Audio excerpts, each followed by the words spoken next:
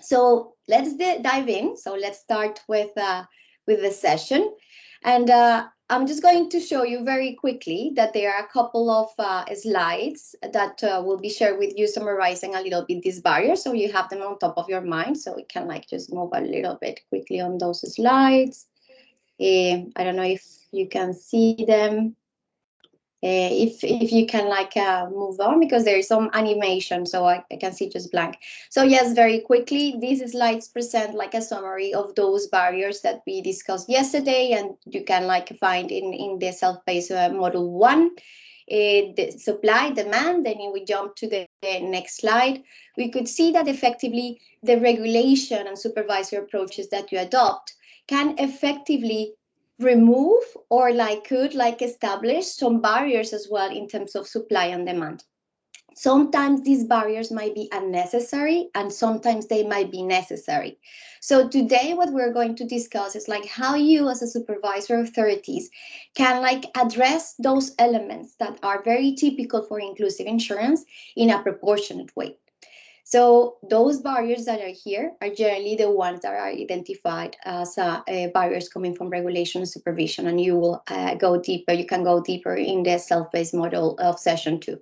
Now, if we jump to the next slide, I would like to flag like an image that you're going to see everywhere. And we heard yesterday as well from Gorar and Klime about the proportionality principle.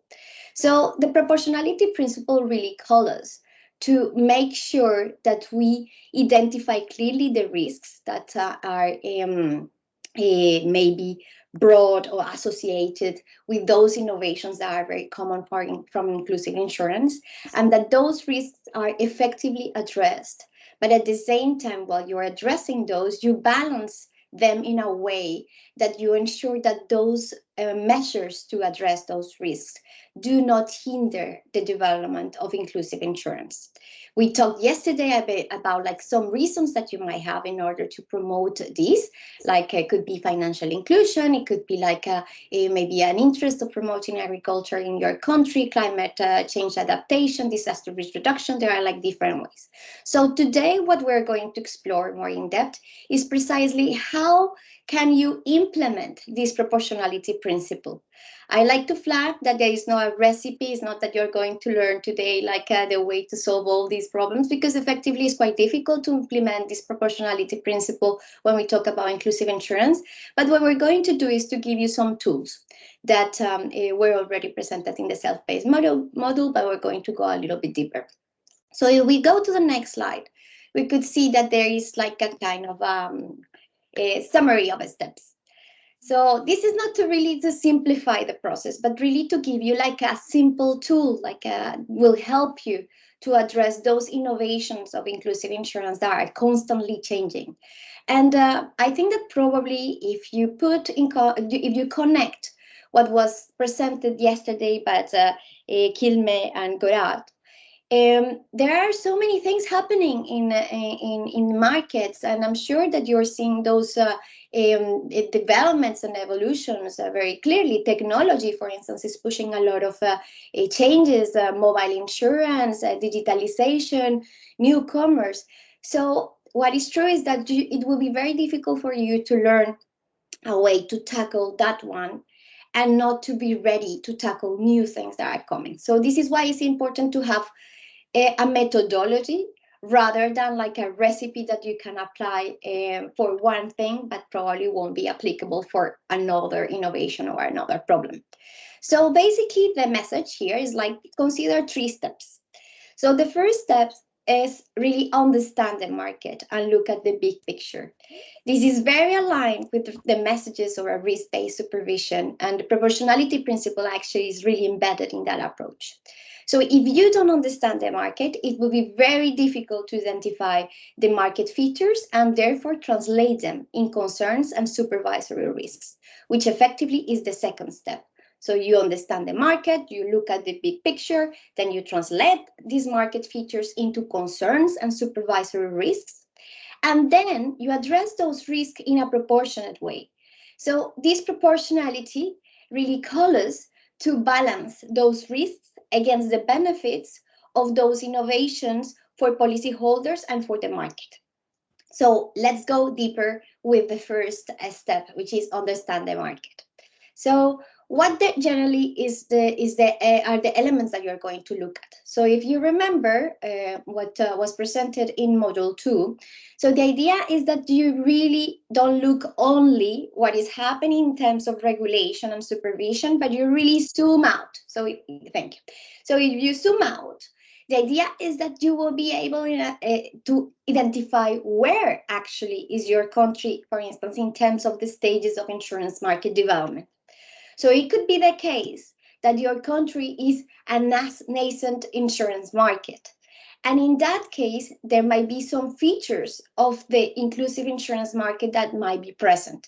For instance, you might see like a development of credit life or mandatory products, and those might be the most common products that are in your market and that are being accessed by the segments of the population who generally do not have access to the corporate products. So for this particular case, you might have risks that are very different to the risks that a country that is in a stage 4, for instance, in an early retail stage where you could see more products in the market, more sophisticated, used through different delivery channels, might be very different. So it's very important to look at the big picture.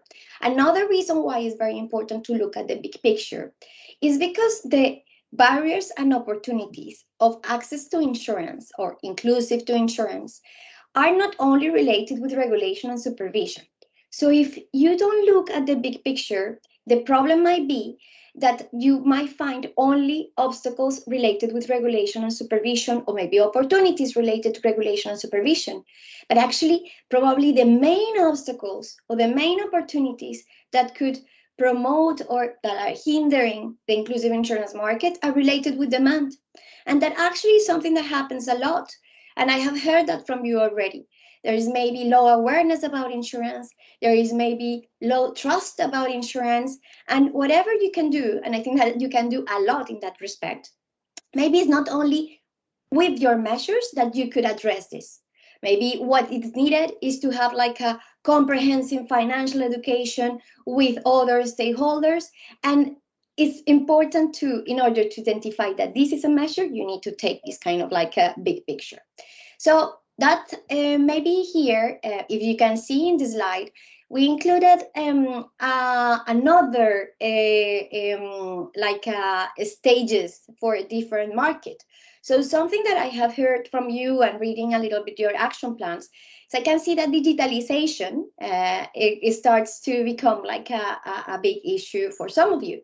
So if you're going to look at the market of mobile insurance, for instance, it's very important that you don't look only about what is happening in insurance, but you also look at the digitalization of financial services more generally, and you identify where are you in terms of those stages. So now let's jump to the next slide, which really goes into the detail of like, okay, how can I do that? I mean, like, that sounds quite tricky. Does that mean that I have to do diagnostics of inclusive insurance every 6 months? I mean, that takes time, that might be like quite expensive. So what can you do?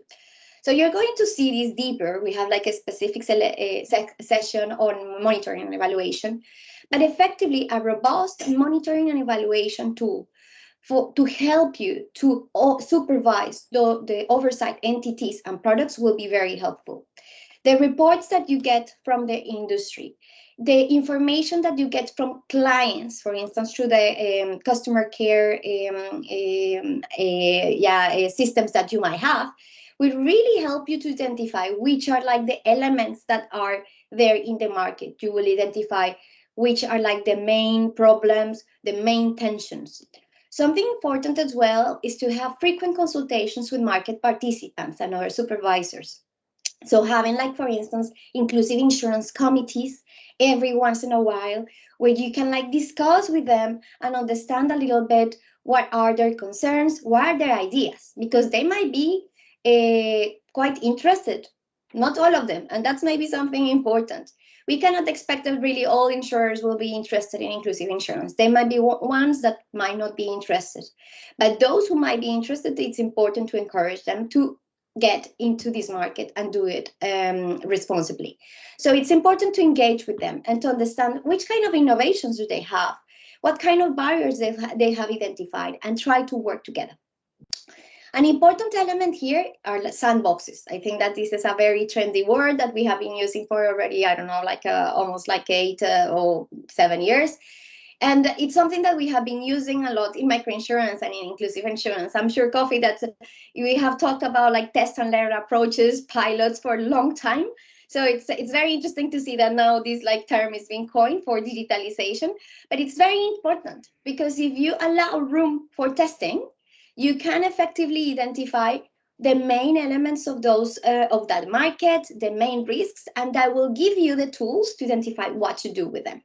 So in terms of when, the idea is that this needs to be done frequent, constantly. It's not like every 2 years you do an analysis. No, the idea is that you really piggyback on what you have right now and you constantly are like following the market. Keep in mind that these markets evolve very quickly, so it's very important to really take to try to keep the pace with them. And we're going to see that might be quite tricky for supervisors because sometimes we don't have like the necessary resources, but it's very important. So if we move to the next slide, please. Okay, so now this is where things start like getting a little bit more complex for us because, okay, we got the snapshot. So we took the picture of the market, we understand which are the main elements, the main characteristics, the main players, the main activities that those players do, the main maybe concerns in terms of consumer protection. And all of these features are going to help you to translate them into supervisory risks. So let's pick one example. And that's an example that is very common in inclusive insurance. And I'm sure that you have seen it, and we will go deeper in the next sessions on that. Something that happens with inclusive insurance is that the traditional approach of having the insurer, broker, or agent, or an agency, and the consumer, specifically, let's say a policyholder, or maybe the insurance beneficiary in a life insurance product, it's really not present. I mean, the simplicity of the value chain of insurance is really different. So it really goes beyond. There are like a lot of entities in the middle. So if you had before here the insurance company and the consumer quite close, nowadays this is expanding because there are like several entities participating here. Because as we are going to hear during these sessions, what really matters in inclusive insurance is to integrate the stakeholders that are close to the consumer. And the thing is that if you look at your markets and if you look at the segments of the population who are unserved and underserved, it could happen that this consumer is not really close to this insurer. They might not even have a clue what is an insurance company, and they have never trusted these insurance companies. So we might need to rely on these entities that really support the consumer. And that means that we will have new entities that might not have familiarity on insurance. They might have have the similar level of awareness about insurance. They might be playing new roles that generally were played by the insurance companies or brokers or agents. And all these new roles that are appearing in the inclusive insurance value chain. And it could happen that they might be good in those activities, but that's not the insurance is not the core of their business. And it could happen as well that the authorities that supervise them might not have a contact or a dialogue with you, or it could be that these entities are not even supervised. So I think that you can see already that there are like some concerns that might raise to some risks. So if we jump to the next slide, thank you. We will give you like a kind of a tool. So this is like the second tool. So the first tool was like look at these three elements, understand the risks, translate them and balance them, and then translate them and address them and balance them. So to translate them into risks, you need to do it as you do it, for instance, when you're learning a new language. So you have your dictionary and you have like these words that you want to identify and you want to just see how you could say some things. So here, in order to identify those risks, you need to read very clearly in terms of like these participants. This is the example that we're picking today. So all of these diverse stakeholders are participating. Who are they? So make like a list. Okay, all these guys are participating here. What are they doing? Because they are not doing the same thing. And because they are not doing the same thing, they are not posing the same risks. So it's very important to really align the entities, the participants with their activities, so we can identify really which are the risks that they are posing. So this clarity will really help you to ensure that you are not like really increasing or decreasing the risk of one entity that probably is not even providing information to the consumer. And probably that entity is not really increasing the risk of like a conduct of business, but it might be that another entity that is participating is doing so. So this is why it's very important to identify them.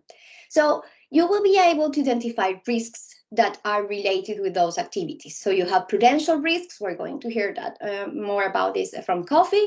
They might be risk linked to the aggregator. It could be like the aggregator. This is a word that we're going to use. My aggregator aggregates consumers. And this is what really matters, because ultimately that brings the scale. But it might be that an aggregator, like a microfinance institution or a retail, they might not be like very acquainted with insurance, and it might be that they have like some interests in terms of providing insurance, and that those interests might be not the same interests that the consumer might have. So that risk of conflict of interest, for instance, is very important to highlight. They might be risk linked to sales. Well, we have like some entities who have never shared information about insurance, who have never purchased insurance. Are they going to share information about insurance? What kind of information are going to share?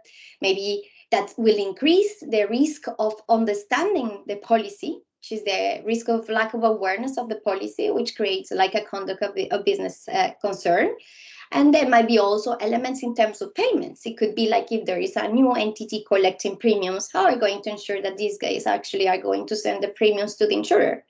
When are we going to consider that the premium is being paid? Something that could happen as well is like, what is the moment that is more relevant in insurance? It's really the moment that they pay you for a claim. And if they don't honor this payment as it should be, you will lose trust. So that risk of after sales that relates with the claim management might be an important one. So this kind of like provides you like a quick summary on how you could translate those. Now, if we jump to the third one, so you have like the snapshot top, you took the picture, you understand it, you see like the activities, the participants, you have identified the risks, you have like identified like a kind of like, when you talk about proportionality, I don't know, but I have like this in mind now, like it really is proportional to the risk. So you can like already balance that. So if we jump to the next slide, please. Thank you. Thanks. So we see that the relevance of adopting a proportional approach really pushes to achieve two goals that are interlinked.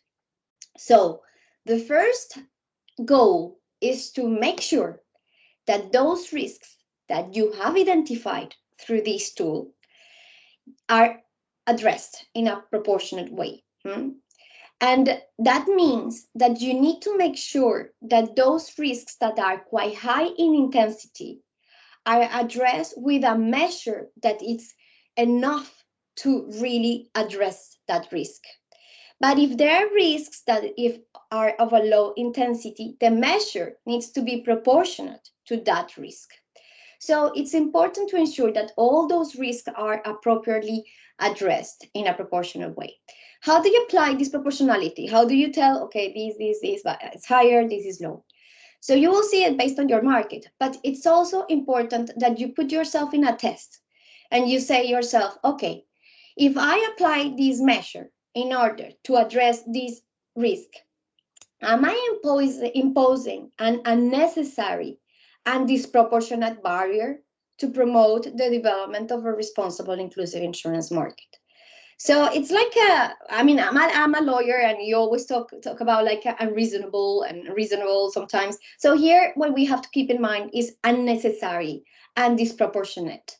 and to make sure that this risk might help to promote, or I would say is more like a risk that is being associated with an innovation that might be needed in your country. So what is important to really know how to address it. So let's move to the next slide, because we're going to give you as well, we get that to you as well in the document, like in the self-paced model, some elements, but very quickly. So a key factor to assess the level of proportionality of your regulatory and supervisory framework is the consumer. And I know that it might sound like a little bit like not very aligned with like a training on for supervisors. Yeah, if we move to the next slide, please. Thank you.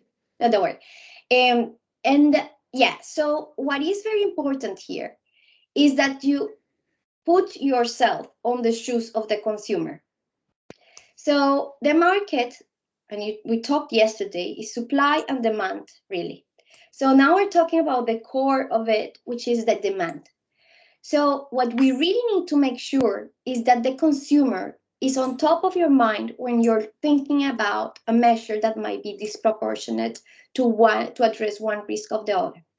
So this is why it's so important when you look at understanding your market, understanding the consumer, because the consumer of inclusive insurance might be quite different to the consumer of your traditional insurance products. It could be that in your country, corporate insurance is quite important. I don't know, maybe for mining, for like maybe some activities that we could discuss during these days. But here we're looking at those who are unserved and underserved. So it's key that we understand their journey. So you will see this image along the trainings. We need to make sure that the journey of the consumer is hassle-free. We need to make sure that the consumer can engage with the product and can have informed consent, can understand what the consumer is purchasing, and can use it in the moment that it needs to be used. So first point, look at the consumer. Try to have an empathy approach here. Okay? Try to put yourself on the shoes of the consumer, the emerging consumer. Now, if we jump to the next slide, there is another key factor. Yeah. So before jumping to the next slide, so thank you very much for those who shared the drawings. I really like them, and I think that we have all of them here. I really encourage you to keep sending them, because we have like more people than just four. But I really appreciate those who sent it, and I want to just quickly show you. This is how some of you see the consumer. And I really like this because, first of all, it's a consumer that is is not homogeneous. It's confronted to different risks. We're going to talk about gender later, but you see that that might be an important topic to discuss. So we're going to discuss this more in depth in our next session. But I want you, first of all, to reflect on what you see in front of your on your screen. This consumer might not be the traditional consumer that you have in your markets currently, that consumer that is currently being served. So how do you make sure that, for instance, for this consumer in Tunisia can pay the premium by phone? How can you make sure that, for instance, that this drawing that Adriana shared with us, like maybe Adriana, if you want to like very quickly explain a little bit your drawing, so we can like go a little bit deeper, and then we go to the next slide. Thanks. Thank you, Andrea, and apologies first for the lack of drawing skills. No, that's That great. was a challenge.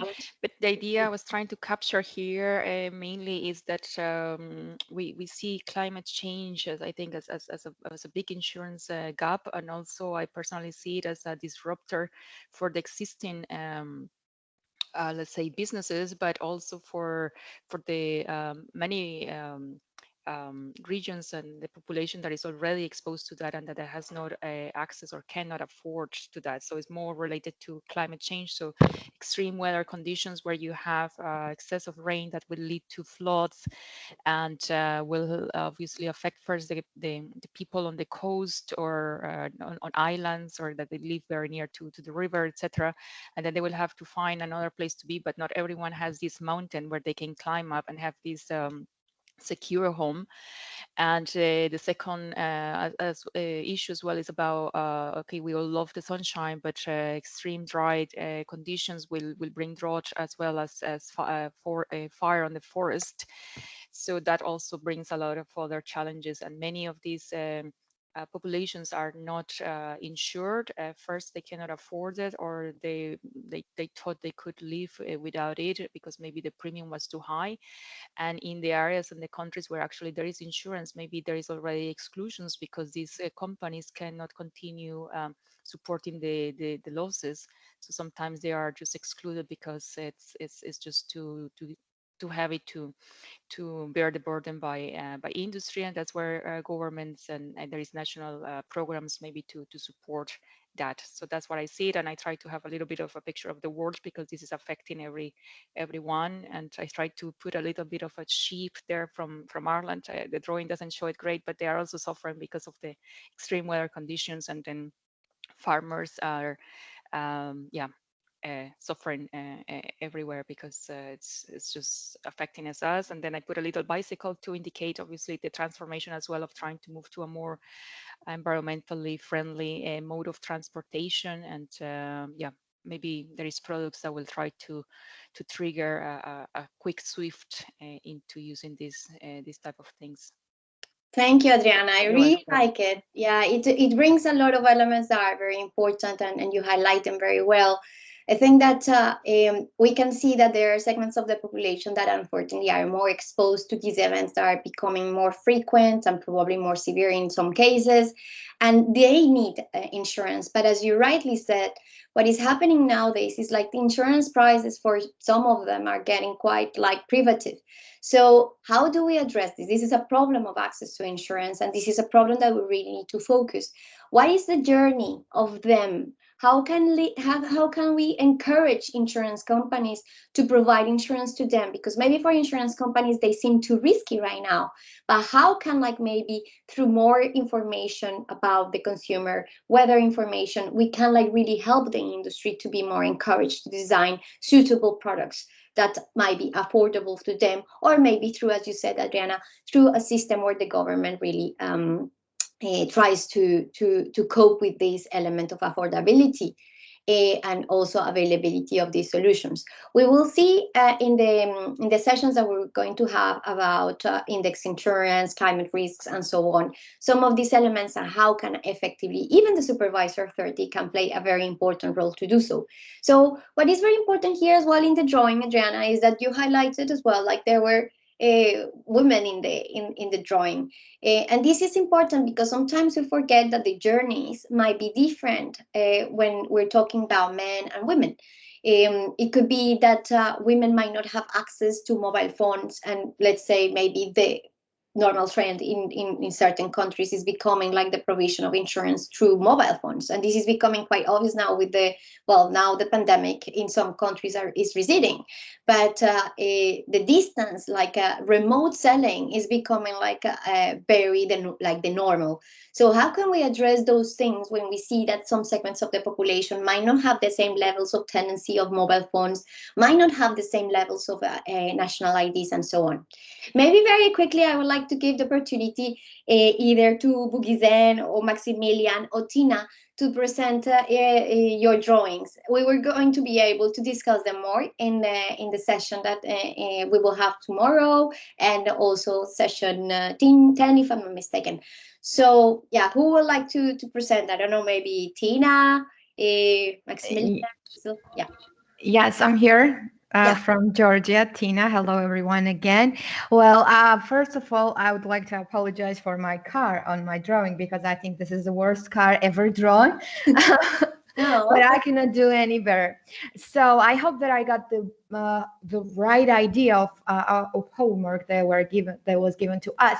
And what I was trying to draw was that we had this initiative a couple of years ago in Georgian legislation that a foreigner, when enters in Georgian territory, has a mandatory responsibility insurance to the third parties. So I was trying to express this initiative by drawing the Georgian border and the person who wants to enter our territory with his car and has to get an insurance policy. Otherwise it will be against our law. So now I am very critical to myself that I didn't draw a woman, and I really am thinking about it. Why didn't I draw a woman and wrote her car instead of his car? So I think this discussion will be beneficial for me, and I'll try to put more women in my homework next time.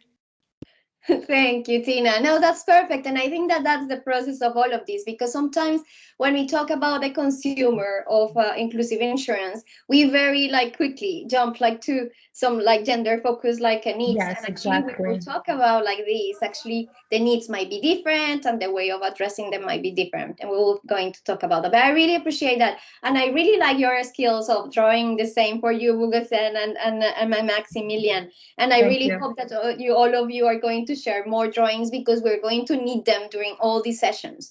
It might sound like a little bit childish that you feel that you're doing this, but it's very important because you are protecting them. That's your role. And if you don't put yourself in their shoes and you don't try to identify who are they, it will be very difficult to provide the appropriate protection that we're really aiming to achieve, mostly when it's an emerging consumer. So I really encourage you to keep doing that. We're going to keep with the presentation today, but please keep sending them, and we're going to go through more details on the drawings that we're going to receive in the next sessions. Thank you. So this really helped us to identify one element. If you want to apply the proportionality principle, it's very important that you put yourself in the consumer, in the emerging consumer. And this consumer is not homogeneous. This consumer might have very different needs, as you can see in these drawings. They might have different journeys in order to have insurance. For instance, the case of Georgia, the case of Tunisia, the case of Poland, the case that Adriana shared with us. So that, let's keep it in mind. Now, if we jump to the other side, so we're talking about demand. So now let's talk about supply. We have to also think about the customer journey from the side of the supervised entities. So the journey of the provider is very important. So if we click in this slide, we could see that effectively it's like a kind of combination. And so if we can click, please, again, thank you. Yeah, well, I think that is not showing the next animation. Yeah, in the meantime, I see a hand. Yeah, Bugisen. Please go ahead. If you have a question. Okay, well, whenever you feel, just please let us know. So, yes, so in this case, it is essential to explore as well the journey of insurers, but also distribution channels, transactional platforms to design, distribute, and deliver insurance products. From today, Can you hear me? yeah, please. I am Abdel Bougizan from Tunisia. I will by my drawing presentation emphasize the new way of paying the premium by the low revenue category for the new social insurance in my country. This initiative aims to help those underserved people to integrate the market. Thank you very much, Abdesazar. So if you remember if we jump very quickly to the previous slide, so you know, again, the drawing of Abdesazar. I'm sorry for calling you with your last name. So is this one, is the one that has like the phone. So you highlighted something very important. You're really targeting the low income population, and that might be like a way to really address a problem of reach and trust the use of mobile. We're going to talk about this on the next sessions. Thank you very much, Abdel Cesar. Thank you. Thank you. Okay, so then if we go back to the element of insurance. So it's very important that you really think about the cost of compliance of unnecessary requirements because they could hinder market development. Why? Because the insurers might feel that it will be very expensive for them to really offer the products in conditions that are quite complex. So for instance, with the example of Abdetasar, let's imagine that it's not possible in Tunisia to use mobile phones to do all the process of enrollment, payment of premiums and payouts through mobile phones. So that will mean that probably the insurance companies might need to go and like find a different alternative that might be quite expensive. And these will make the product more expensive. And that implies that the consumer will find it like unaffordable. And it could be as well that because of the administration cost and operation cost to put the product in the market are quite high, it could be that the product, the value of it will be very low because it probably will cover more the admin costs, the costs, for instance, through higher commissions, and the portion of the insured amount that will really go to cover the loss that in the case that happens will be quite low. So it makes the product like really of low value. A product that has very high commissions leave like very, very small for payouts. So that's an important element. Now that if you go to the next slide, okay, how do we do that? So how do we make sure that this happens? How do we make sure that we will apply this proportionality principle by taking on consideration the consumer needs, but also the supervised entities' needs and complexities. So there are like three core dimensions that are important to consider. So let's try to put ourselves in analyzing if your regulatory and supervisory framework enables the possibility of providers. So we talked about all of these entities that are participating. Let's ask the question, is your regulatory and supervisory framework allowing those? Is the allowance responsible? And you're going to see responsible everywhere here. So it's not just like promoting inclusive insurance for the sake of inclusive insurance and like creating a market that might not be providing value to the consumer and that might not be like very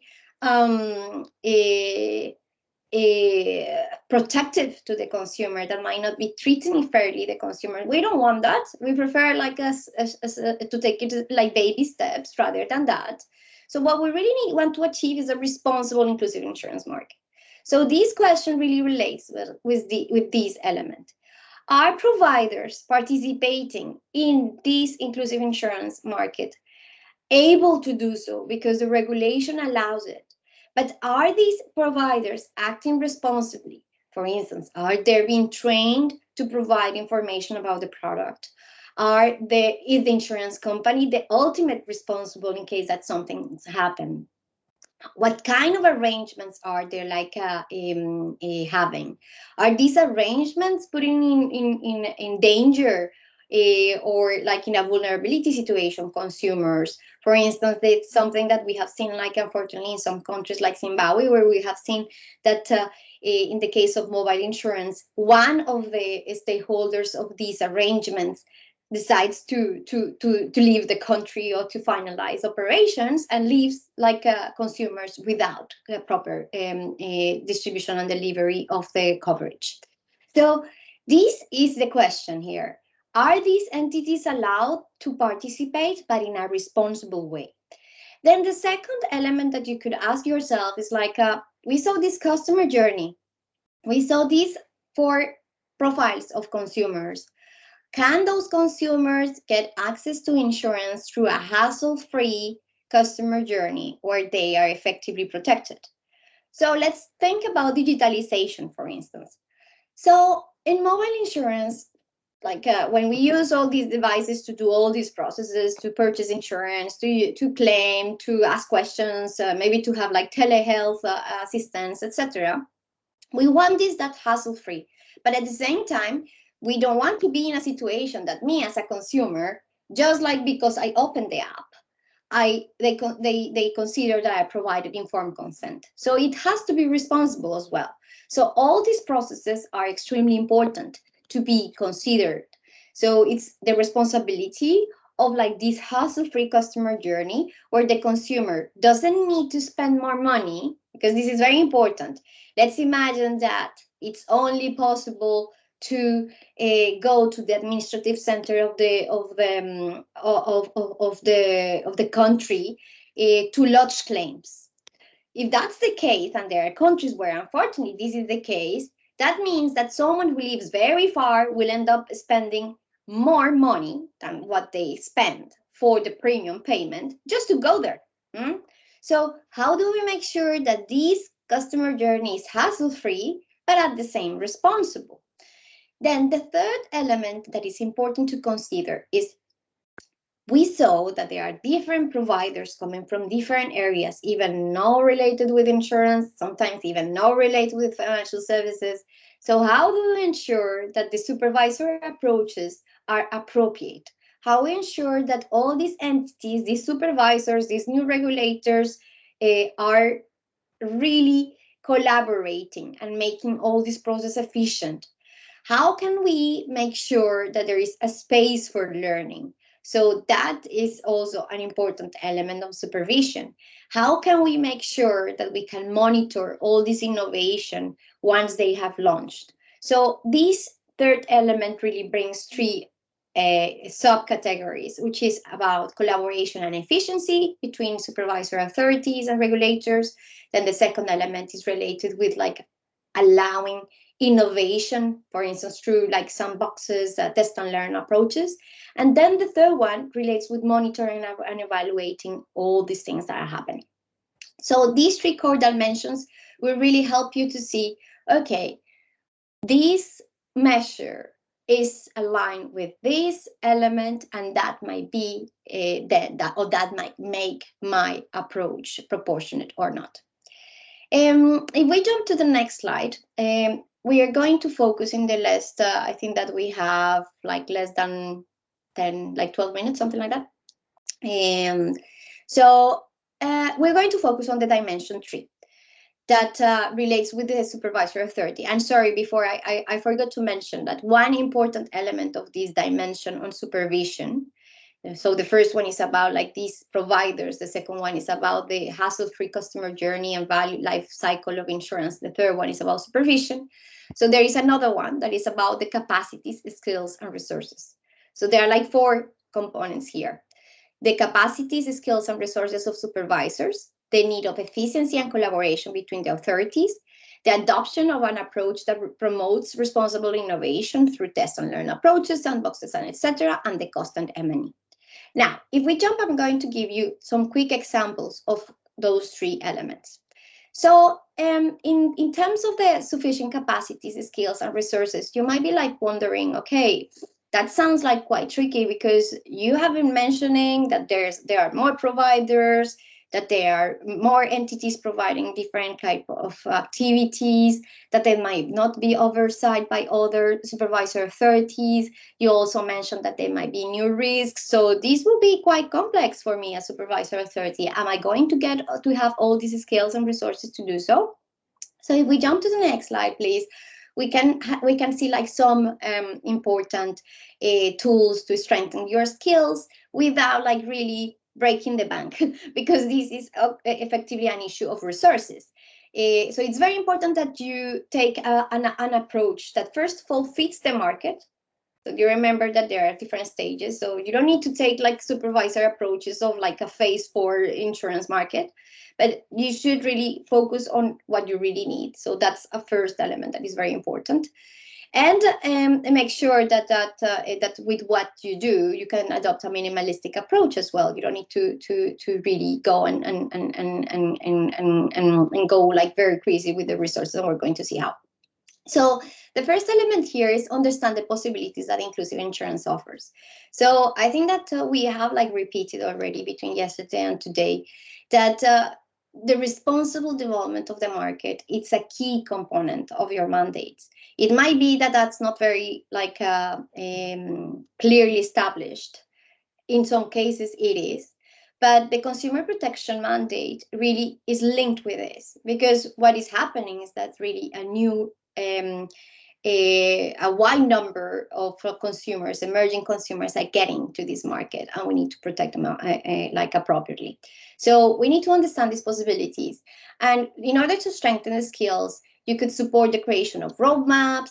Make sure, for instance, that you get the support of entities like the Access to Insurance Initiative to help you during this process, and make sure that you have like this constant dialogue with the entities, because it might be that the private providers could be in a position to share through them or through their federations some technical elements. We'll see this, for instance, in the case of index insurance. So that's like an important element. Then if we jump to the next slide, please. We have like some other like activities that you could do in order to cope with this element of the skills capacities. So designate champions of inclusive insurance. It's very important. So if you have like someone in your team that likes the topic, that has the ability to take decisions, and that can like be available to solve questions and consultations even from the private sector, is important. So the idea is that this champion will be like pushing the discussion about this topic, that will be able to engage with ministries of finance, agriculture, environment, etc. And that very importantly will be in a position as well to communicate constantly with the insurance industry in order to identify a little bit what is happening. So if you have like someone in your organization that is the champion on this, it will really help you. You don't need to have like a huge team, but if you have someone who could allocate some time and like really focusing on this market, will be great. Then if we jump to the next slide, there is another element, and I'm going to go very quickly because that was kindly mentioned by our colleagues from Macedonia and Slovenia. And having clear roadmaps is very important. And maybe one thing that is important to highlight, this is an iterative process. It's not just once that maybe you issue a measure that is proportionate after having done like a diagnostic or after having identified like some new risks and so on. This is changing constantly in the same way that the market is changing. To give you an example, Peru is a country that have adopted already 3 regulation all on microinsurance, and they have also other regulations that relate with inclusive insurance that have been like enacted through different stages. The first one in microinsurance was enacted in a moment when the market was nascent. But the last one is a completely different market. So it really addresses other issues. So it's very important to have a roadmap to do these kind of processes and to do these to take these kind of measures. So I'm not going to go deeper because that was mentioned before, but just look at these stages when you are like in the process of enacting a regulation in order to address a risk. If we jump to the next slide, please. Think about resource needs and implications. So you might have to deal with limitations in terms of skill and data. And for that, it's very important to collaborate, to take the support of A2II and so on. I'm not going to go deeper on ongoing supervision because we're going to talk about this in the next few days, and we will have someone who will talk specifically about M&E that really connects with that, so we can like move forward, please. Also, very important is like, as you can see, it's not only you who is in charge of like supervising those stakeholders who participate in inclusive insurance market. So from your side, you have to take action, but it's important to encourage others. So that's related with the second component of this supervisory subcategory. But it's very important to ensure that you don't put like all the responsibility on you. If you identify that other supervisors authorities are participating there, it will really help you to delegate or to organize yourself in a way that that don't overload you.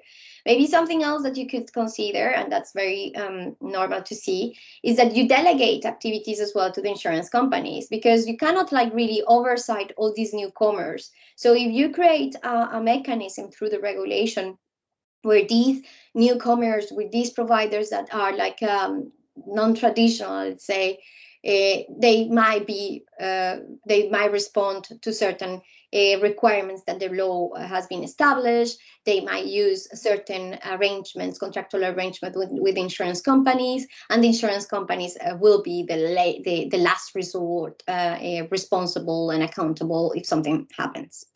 Obtain resources, cooperate with others, that's connected with the previous one.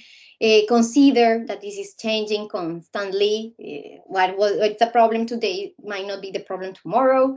And strive for fairness and sustainability, because if you adopt an approach that is very cost intensive, you might not have the resources to keep with that approach in the next year. So keep in mind that you can keep it minimal, but efficient and proactive. So if we move to the next slide, please. Okay. I think that we can launch this poll during the coffee break, but just start thinking. So do you think that you have enough resources, skills, and capacity to supervise inclusive insurance? Well, maybe we can launch it now, but we can like revert the results later. So we can launch it, but let's continue because we have just 4 minutes, if I'm not mistaken. Okay. So, okay. Sorry, I'm just like trying.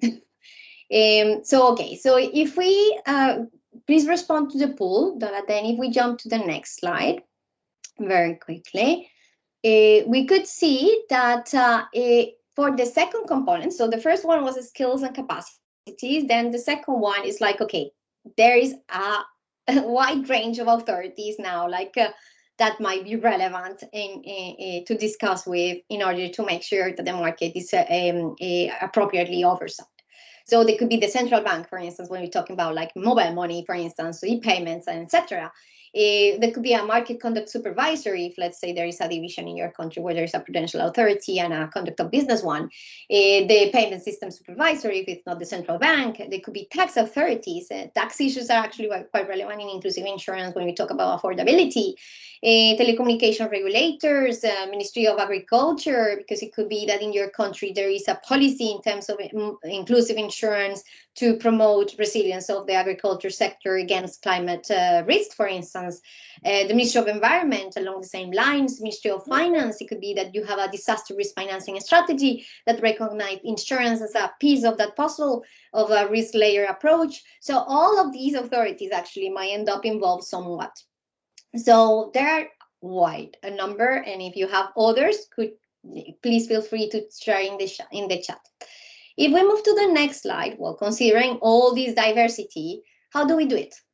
So there are like 4 things that are very important to consider. Understand the objectives and responsibilities of these authorities and explore if there are conflicts of supervision, if there are like maybe possibilities of barriers between you and them, seek synergies, and that really help us to confront maybe some resources problems. Reduce the risk of arbitrage, of regulatory arbitrage, and that's actually very important. And we're going to talk about examples in Peru, for instance, that actually was part of the same regulation, the same supervisor authority. But if there is room in one regulation to do things that are not necessarily appropriate in terms of responsible inclusive insurance, it could happen that the industry might go to that void, to that gap. And these kind of like competition, let's say, of regulations might create like a problem, because you won't be able to really manage appropriately the market if those loopholes are open. So We're going to talk in other sessions more in depth, but this is important. It's very helpful to reduce this arbitrage, the regulatory arbitrage that might happen, and it increases the potential of happening in this context of inclusive insurance. There have been countries that have created memorandum of understandings, for instance, with other supervisor authorities in order to collaborate, and also they have like established like constant dialogue platforms. If we move to the next slide, I think that we have like now very quickly. So one of the third component is really innovation, how to allow these rooms to test that. And you have like, for instance, these regulatory sandboxes. There are some elements that you're more than welcome to go and look. Test and learn, pilot. Again, as I was saying, this concept is like quite trendy, but we have been doing this in inclusive insurance for ages. And the idea is to allow these pilots, because you might not know what will happen if you don't see the pilot, if you don't see what is happening in the market. Then if we move to the next slide, I think that we jump to the fourth element, and that's the conclusion of today. It's very important to try to be more proactive than reactive in inclusive insurance. If we are reactive, we are going to fail to protect consumers and also encourage insurers to develop responsible markets. We're going to see low claim ratios, meaning like probably the consumers do not know about the products. The claim management processes might be quite complex. The expenses might be quite high, that the portion of like payouts might be quite reduced. And you will see all this kind of like a vicious cycle creating. And if you don't see that very quickly, it will be very difficult to ensure that there will be trust in the market and there will be confidence in the insurance market, which actually is your mandate.